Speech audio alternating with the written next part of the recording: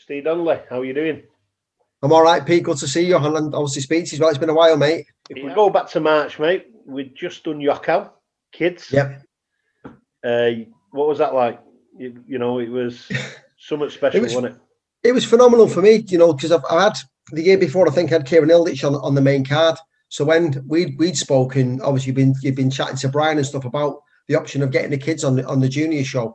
It was fantastic for them. I was supposed to have 3 boxers, supposed to have Ella Haywood, ended up with Tommy Lowe and Luke Mattinson, who both had great fights and great matches. But luckily, Ella got poorly and she had to pull out against the Irish kid from Isaan Gym.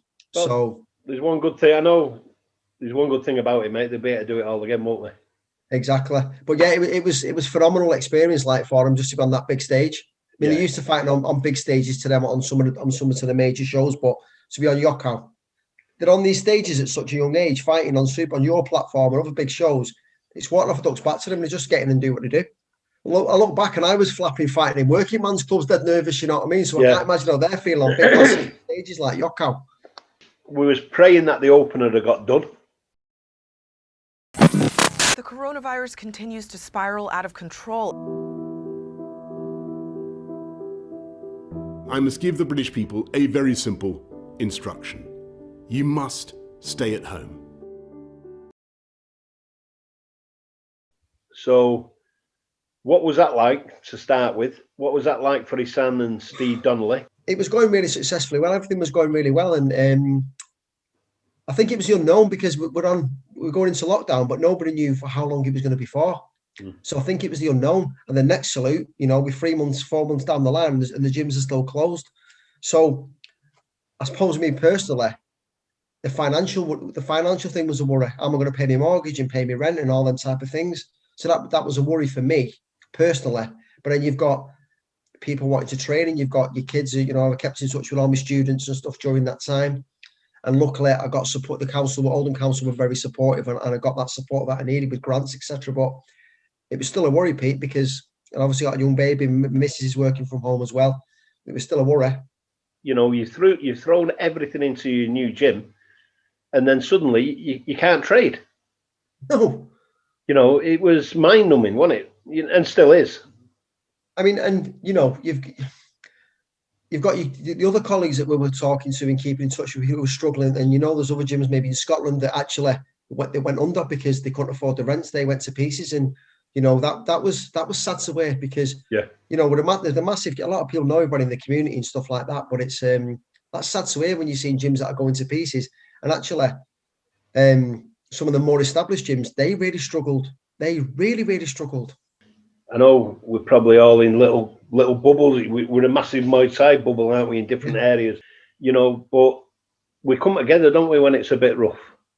Yeah, and that's what's the good thing about it, is that people were on hand to offer support. And I think it's probably frustrating for the other gym owners if, say, Wigan, obviously with Kev and what was going on there, they came back and they supported what he was doing, but then a few mile away in Better, having issues there. Oldham again were different. Rochdale, there was different issues going on there. So I don't think other people were singing from the same hymn sheet, really.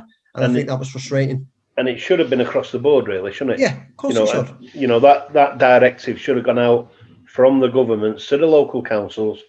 Look, it is where we're at.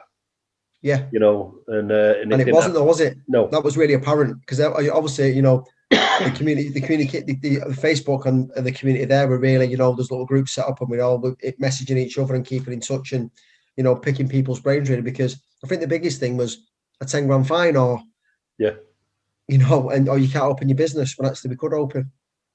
But you had to dig. They had to dig these exceptions out. They weren't stated there. You had to seem to dig them out. That information was a little bit maybe drip fed, and I just think it was a huge impact. Well, obviously on the second time around, which was obviously a month ago, when obviously I sort of put the legislation and the things like the not say the restrictions, but the word I'm looking for, exceptions to the legislation initially, they said no, I couldn't open. So I had to sort of fight my corner, and they said, oh, sorry, a bit of an oversight. You can reopen. So I really don't think the left hand knew what the right hand was doing regarding legislation. And I think that's been quite apparent maybe. And we've had to sort of fight our corner, really. So I think that's been difficult.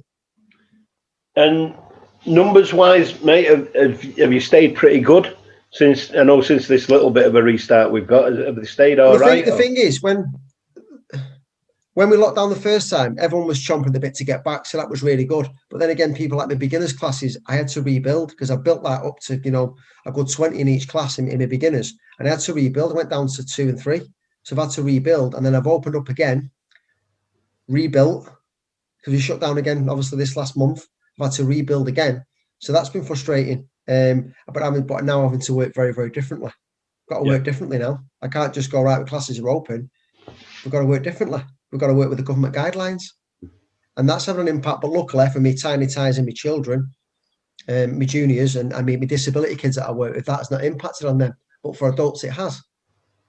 So it was a breath of fresh air when the exceptions are there. And actually, we got that support because I know we'd had a conversation as other coaches to you about insurance-wise. There's so many things you have to think about. So actually, if we do open and you've not got the backing, is insurance void?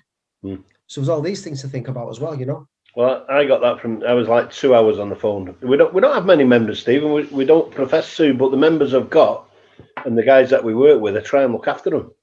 Yeah. And that's what came back straight away from the horse's mouth.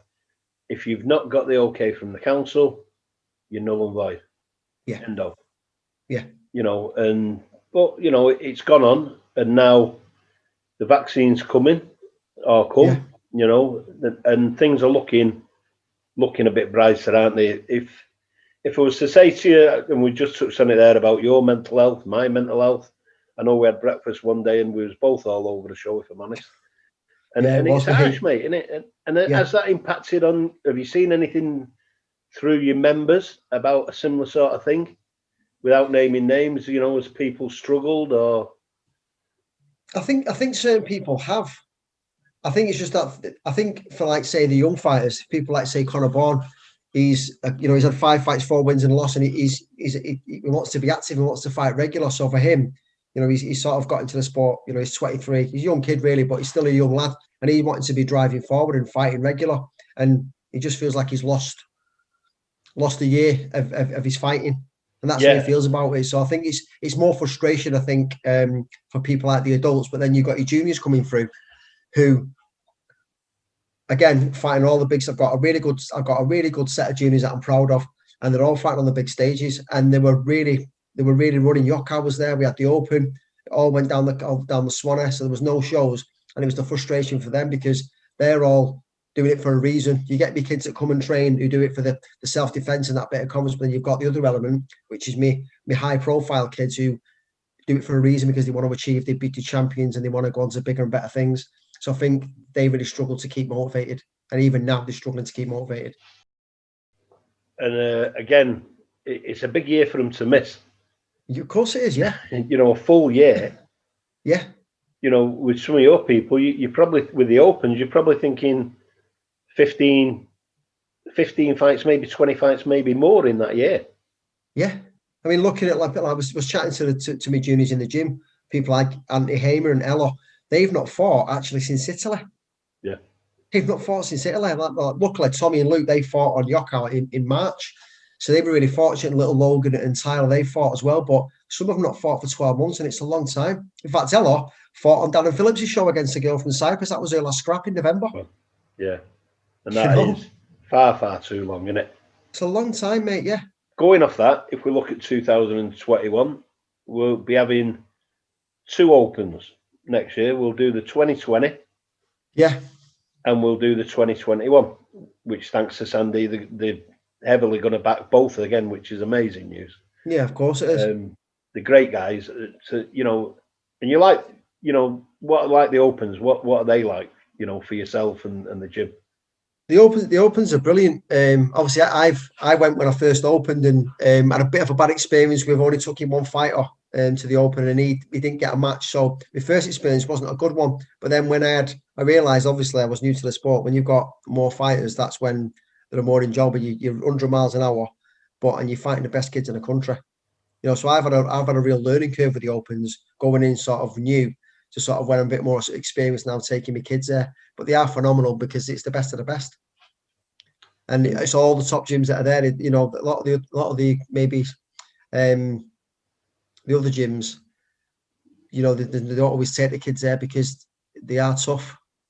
They are tough, the Opens.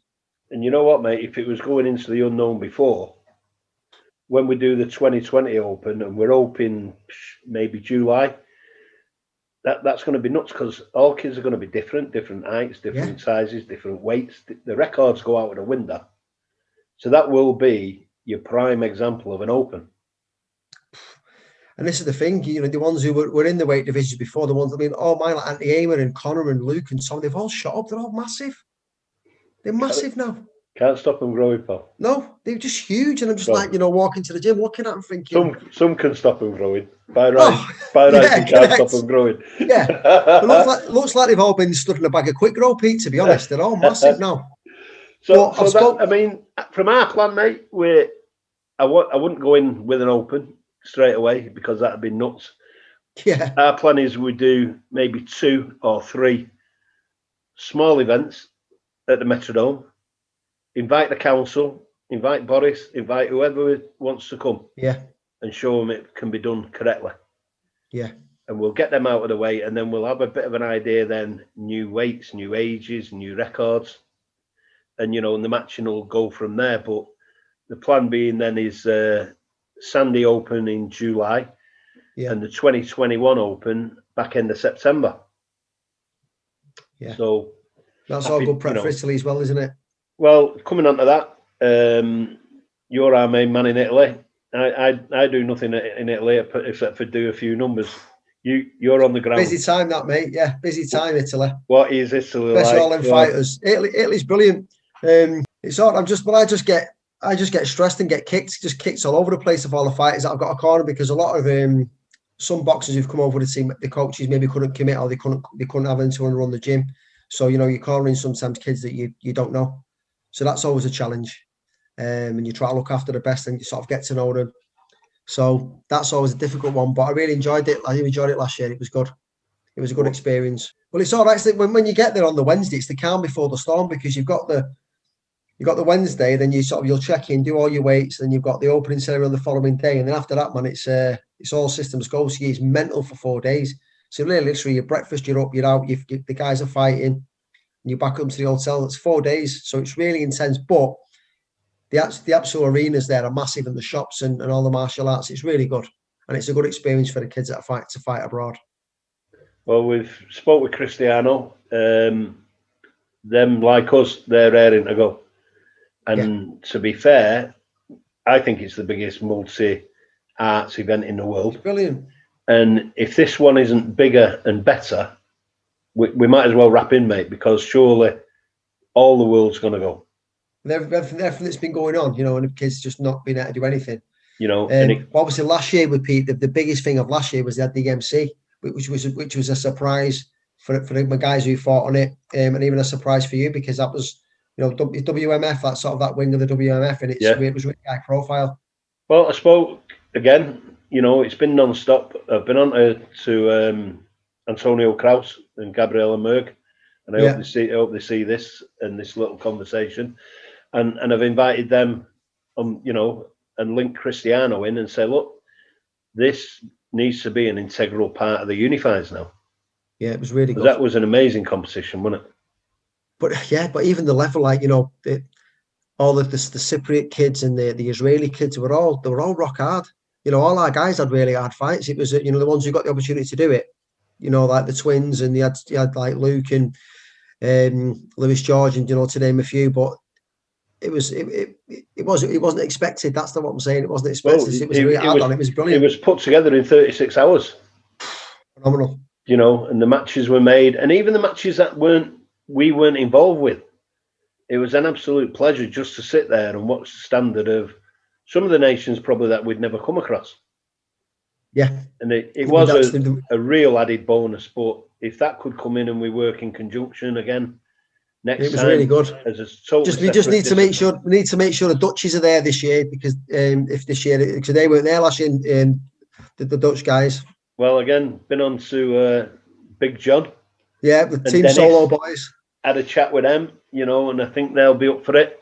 Hopefully, we're going to have a dedicated page on Facebook for the Unifieds. Yeah, a worldwide group covering everything. Be better that's a good idea, because I think, like you said, just so everyone's aware of what the hell's going on. And the plan really is there. We'll have a contributor from each discipline involved, and they can all put their own bits on. I don't believe it gets the publicity it deserves, that comp. Hence why we took the UK fight scene guys out last year. That was probably the toughest year, because obviously I've been 2 years on the bounce, and that was last year was the toughest, because you had all them Moldovans. Obviously the Dutch weren't there, but you had the Moldovans, you had Israeli, Greeks, Cypriot, Peru were there, Russia. There was some, French. There was some really, really top nations there, and they gave all our guys some really tough fights. But it's shown how elite level that the UK Muay Thai is. That's one thing. It's, for me, what I've seen is how high level we are. Yeah, Italy's phenomenal, and I can only urge people or coaches who maybe not took the boxes over there, or if they've not been, they've maybe qualified as part of the Opens. If they have done, to try and get the boxes out there, because it's part of the experience, and it is good. It's a good experience out there, and we do get a little bit of an holiday out of it. Yeah, it's nice. So once the fights are over, I can relax. I'm all right then.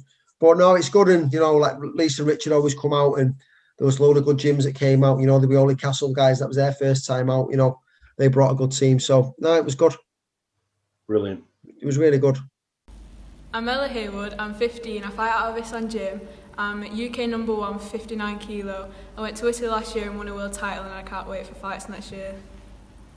My name's Braden Watson. I'm 13. I've recently joined Isaan. I'm UK number 1 at 49 kilo, and I can't wait to fight next year. I'm Georgia Connaughton. I'm 13 years old. I fight from Isaan Gym, and I won the Anglo-Scottish belt last year in the super short, and I can't wait for more fights. As we draw into a close, we're positive, aren't we, on 2021? Well, I was chatting to Martin Stapleton, who's got SPG up in Rochdale, and he always, he always said, you can't, there's no point getting bogged down with what you can't control. And it really sort of sat well with me, all of the stuff you can control. And it was absolutely true, because a lot of people were, when everything was shut down and stuff like that, oh God, such a terrible year. And actually, you've got to remain positive. Like I said, you're